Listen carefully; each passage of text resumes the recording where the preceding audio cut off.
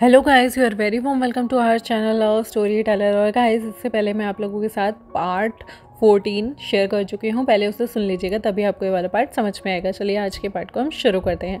जैसे कि हमने पहले देखा था कि यहाँ पर जो वेवोशन होता है ना, वो जब वापस आता है ना तो लुवांगची का मुँह सूज गया था।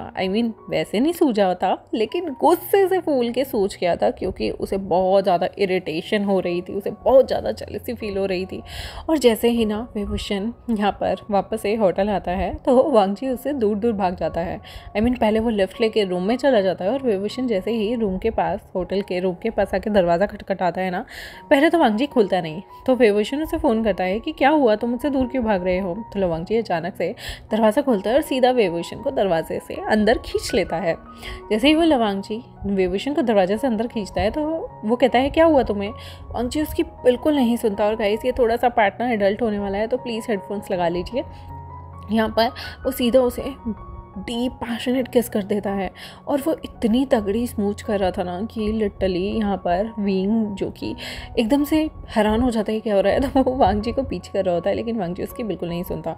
वो अपने दूसरे हाथ से तो फटाफट से दरवाज़ा बंद कर देता है, लॉक कर देता है, क्योंकि जो होटल्स के अच्छे अच्छे होटल के जो रूम होते हैं उनके दरवाजे अपने आप ही लॉक हो जाते हैं। तो यहाँ पर वो वैसे ही उसे किस करता है, और बहुत ज़्यादा डीप पैशनेट किस कर रहा होता है। और वो सीधा ना यहाँ पर उसे किस करते करते सीधा वो उसकी नेक को किस करता है, बाइट करता है, और कहता है you are mine, you are my omega. और वह धीरे धीरे वेवोशन की शर्ट खोलने लगता है। वेवोशन कहता है क्या कर रहे हो ये तुम, वांगजी। लेकिन वांगजी अपने अल्फा फेरोमोन्स को पूरी जगह फैला देता है, जो कि बहुत ज़्यादा यहाँ पर बेचारे ओमेगा की हालत पतली कर देते हैं, क्योंकि ओमेगा को अब बहुत जल्दी ही हीट आने वाली थी, जिसकी वजह से वो बेचारा और ज़्यादा उसके माथे पे पसीना आने लगता है। और विंग बार बार कहता है वांगजी क्या कर रहे हो। वांगजी धीरे धीरे उसकी पूरी शर्ट खोल देता है फ्रंट से, और धीरे धीरे उसकी शोल्डर को किस करता है, बाइट करता है, और बार बार कहता है विंग तुम सिर्फ मेरे हो। विंग कहता है मैं तुम्हारा हूँ, और मैं तुम्हें एक खुशखबरी देना चाहता हूँ। नीमिंग जी को मैंने बोल दिया कि मैं उनसे शादी नहीं कर सकता। ये सुनकर तो वांगजी को और भी ज़्यादा जलन होती है। वो सीधा विंग की चेस्ट पे हाथ रखता है और उसकी चेस्ट को प्रेस करने लगता है, थपाने लगता है, जिसकी वजह से विंग की बिल्कुल मुंह से मॉर्निंग की आवाज़ें निकलती हैं। कर हराने की इतनी तगड़ी आवाज़ें निकल रही थी कि लिटरली विंग की आंखें मदहोश हो रही थी। वो भी धीरे धीरे अपने ओमेगा फ्रेग्रेंस को हवा में छोड़ देता है, और वांगजी और वो दोनों के दोनों, वांगजी सीधा उसे अब अपनी गोद में उठाता है।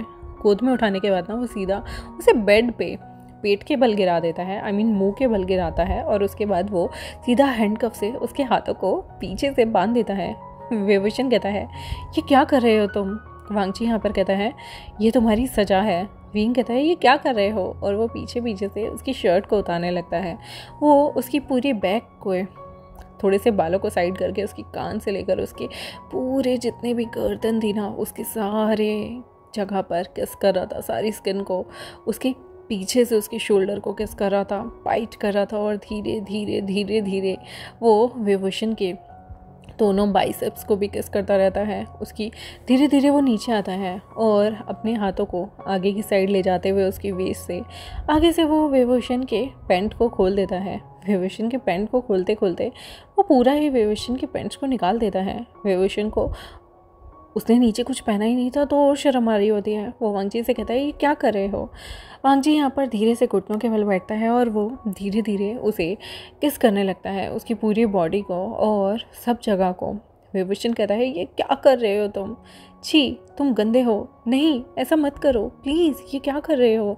लेकिन लवांगजी कुछ भी नहीं सुनता। फिर उसके बाद वो वेवोशन के हथकड़ियों को निकाल देता है, हैंडकफ्स को, और उसके बाद वो वेवोशन को पलट देता है। वो वेवोशन को जैसे ही पलटता है ना, वेवोशन उसे धक्का ही मारने वाला था कि वो फिर से वेवोशन के सिर के ऊपर हथकड़ियों को लगाकर वेवोशन के हाथों को बांध देता है, और फिर वो वेवोशन को अपनी गोद में उठाकर सीधा जो हथकड़ी थी ना उसे अटैच कर देता है, जो कि हेडबोर्ड था, यानी कि पीछे का जो बेड का हिस्सा था उसके साथ।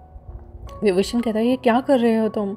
वेवोशन, जिसने सिर्फ शर्ट पहनी हुई थी जो कि फ्रंट से खुली हुई थी, ट्राउजर्स भी नहीं थे, अंडर गारमेंट्स भी नहीं थे, वो और भी ज़्यादा लाल हो रहा था। यहाँ पर वांगजी धीरे धीरे उसकी चेस्ट को अपने मुंह में लेके कस के किस कर रहा था और सक कर रहा था और दूसरे हाथ से उसके निपल्स को पिंच कर रहा था। इतना ज़्यादा स्टिमुलेट कर रहा था ना कि ओमेगा की सांसें हैवी हो गई थी और ओमेगा को ऐसा लग रहा था कि यार ये नहीं नहीं नहीं, तुम मेरी हीट को ट्रिगर कर दोगे, यू ब्लडी इंसान। लेकिन वो उतना ज़्यादा मतलब स्टिमुलेट हो रहा था, इतना ज़्यादा उसकी बॉडी में कंपन आ रही थी, सेक्सी मतलब उसके अंदर ना भावना जाग रही थी। और अब धीरे धीरे जो वो कहीं ना कहीं मना कर रहा था, लेकिन अब वो रेजिस्ट नहीं कर पा रहा था, वो मना नहीं कर पा रहा था। उसकी अपनी इच्छाएं, क्योंकि एक इंसान की एक बॉडी नीड होती है, वो भी जागरूक हो गई थी। वो उत्तेजित हो रहा था, वो एक्साइटेड हो रहा था और वो स्टिमुलेट हो रहा था, जिसकी वजह से उसकी पूरी बॉडी काँप रही थी, उसके अंदर सेक्सी वेव्स आ रही थी, उसके हॉर्मोन्स जाग गए थे। अब वो एक्टिवेट कर चुका था खुद को, ताकि वो अपनी सेक्सुअल एक्टिविटी के लिए प्रिपेयर हो जाए। धीरे धीरे वो भीगने लगा था, उसके गला सूखने लगा था, उसके लिप्स सूख रहे थे, उसे किसिंग की ज़रूरत थी। और वांगची यहाँ पर जानबूझकर उसके एक एक करके दोनों निपल को किस करता है और फिर धीरे धीरे धीरे उसकी टमी पे आता है, वो उसकी टमी को भी किस करता है। और फिर उसके बाद वो धीरे धीरे विंग के थाइस के बीच में आ जाता है और वहाँ पर वो यहाँ पर उसके साथ रोमांस करने लगता है, ऑरल वाला। और फिर वो यहाँ पर विंग के पैरों को भी किस करता है, दोनों थाइस को किस करता है। और उसके बाद जब विंग यहाँ पर फुल एक्साइटेड हो जाता है ना, तो पास से वांगजी पास की ही ड्रॉर से ल्यूब को निकालता है। फिर वांगजी अपने सभी जितने भी उसके कपड़े थे उन्हें सब कुछ हटाकर, जब विभूषण वांगजी को देखता है कि वांगजी अल्फ़ा होने की वजह से वो सब कुछ, उसकी बॉडी बिल्कुल मस्कुलर है, उसकी बॉडी बिल्कुल डिफरेंट है और बहुत सेक्सी है। बिल्कुल ऐसा लग रहा है जैसे पर्ल वाले मोती चमक रहे हों, इतनी ही खूबसूरत उसकी बॉडी होती है, जिसे देखकर विभूषण पहले तो शर्मा जाता है, उसके कान लाल हो जाते हैं, उसके गाल लाल हो जाते हैं और वो बहुत ज़्यादा ना उसके मुंह से सीधा निकलता है अल्फ़ा। और फिर वांगजी ल्यूब को यहाँ पर विंग को फोर प्ले करते हुए प्रिपेयर करता है और ख़ुद को भी अपने ही हाथों से अपने पार्ट पे ल्यूब लगाकर खुद को प्रिपेयर करता है। और फिर वो धीरे धीरे सेक्सुअल एक्टिविटी को परफॉर्म करने लगता है, जिसकी वजह से पहले तो ओमेगा को बहुत दर्द होता है। वो ना मतलब उससे कह रहा होता है मेरे हाथ छोड़ो, मेरे हाथ छोड़ो, जो कि हैंडकफ के अंदर है। लेकिन यहाँ पर विभूषण थोड़ी देर बाद ही अरोस्ड हो जाता है, क्योंकि जो अल्फ़ा की फ्रेग्रेंस थी वो बहुत सेक्सी थी, इसकी वजह से वो और भी ज़्यादा, क्योंकि वांगची के पास सैंडलवुड और हल्की सी ना रोस्टेड कॉफ़ी जैसी फ्रेग्रेंस थी। और कॉफ़ी ऐसी फ्रेग्रेंस होती है जो आपके दिमाग को काबू कर लेती है, आपको इतना ज़्यादा ना रोमांटिक फील कराती है कि कभी उसने ऐसा फील नहीं किया था। और लिटरली वो इतना ज़्यादा डूब चुका था उस फीलिंग के अंदर कि दोनों अब धीरे धीरे पैशनेट रोमांस करने लगते हैं। पहले तो वो नॉर्मल मिशनरी पोजीशन में रोमांस कर रहे थे, एंड देन वो अपनी पोजीशंस को चेंज करते हैं, देन वो डीप मिशनरी में आ जाते हैं, और जो कि बहुत ज़्यादा सेक्सी पोजीशन थी। दोनों ही प्रिकॉशंस का यूज़ नहीं कर रहे थे, ना ही कोई कॉन्ट्रासेप्टिव और ना ही कोई कॉन्डम्स का यूज़ किया था, जो कि बहुत ज़्यादा उनको और भी ज़्यादा उनकी फ्रिक्शन अच्छी होने की वजह से, उनके जो रोमांस था, उनका जो पागलपन था, उनका जो पैशनेट जो उनके बीच में रोमांस चल रहा था, वो और भी ज़्यादा स्पीड से होने लगता है। और शायद वो मर्सीलेसली हो रहा था, और वो इतना अच्छे तरीके से हो रहा था कि विंग को बहुत मज़ा आ रहा था। उसकी आंखों से हल्के हल्के आंसू गिर रहे थे, लेकिन वो खुशी के आंसू थे, क्योंकि उसे पेन के साथ इतना अच्छा प्लेजर फील हो रहा था, जो कि उसने कभी फील नहीं किया था। एंड फर्स्ट अटैम्प्ट में वांगची लिटरली पहले उसके साथ बहुत जेंटल था, लेकिन जब धीरे धीरे दोनों इन्जॉय करने लगे, दोनों को मज़ा आने लगा, उसके बाद दोनों ही आपस में एक दूसरे के साथ वाइल्ड होना चाहते थे। और लिटरली ये वाइल्ड होने की वजह से उन दोनों के बीच में जो प्यार था, जो उनके बीच में फीलिंग्स थी, वो डबल, ट्रिपल, 4 टाइम्स, 10 टाइम्स हो गई थी। और लिटरली वो इतने पैशनेट हो गए कि जब वांगची उसके साथ रोमांस करने लगा तो वो उसे किस करने लगा। उसने धीरे धीरे विंग के हाथों का हैंडकफ खोल दिया, और जैसे उसने विंग के हाथों का हैंडकफ खोला तो विंग ने हेडबोर्ड से उसके हाथ छूट गए। फिर उसने सीधा वांगची को पैशनेटली पकड़ा, उसके बालों से उसे पकड़कर उसे इतनी तगड़ी स्मूच की ना, और उनकी एक्टिविटी चल रही थी अभी पैशनेट, कि उसने सीधा खुद को फ्लिप कर दिया। अब वो वांगची के ऊपर आ गया था, और वो वांगची के ऊपर इतना सेक्सी तरीके से उसे सेड्यूस करते हुए अपनी एक्टिविटी को परफॉर्म कर रहा था। वो कभी अपने खुद के चेस्ट को प्रेस कर रहा, कभी वांगची की चेस्ट को किस कर रहा, और वांगची को इतना ज़्यादा वाइट बना रहा था, क्योंकि जब एक ओमेगा हीट में आता है तो वो किसी भी अल्फ़ा की रट को जगा सकता है। और जब अल्फ़ा अपनी रट में आ जाता है ना, तो उसके बाद वो फिर मुड़ के नहीं देखता। और सेम यहाँ पर हो रहा था, ये इतना पैशनेटली रोमांस करते हैं। फर्स्ट राउंड होने के बाद सेकेंड राउंड के लिए जब क्योंकि विंग को ब्लीडिंग हुई थी, तो यहाँ पर वांगची उसे क्लीन करने के लिए वॉशरूम लेके जाता है। लेकिन ये लोग फर्स्ट राउंड में, ऑब्वियसली बात है, वांगची ने यहाँ पर विंग के साथ नोटिंग कर दी थी, क्योंकि वो चाहता था कि अगर वो एक होना चाहते हैं तो विंग जो है वो उसका बेबी कंसीव कर ले। इसलिए वो नोटिंग यानी कि उसे ब्रीडिंग के लिए तैयार कर देता है, उसके साथ सेक्सुअल एक्टिविटी में वो अंदर ही रिलीज़ कर देता है।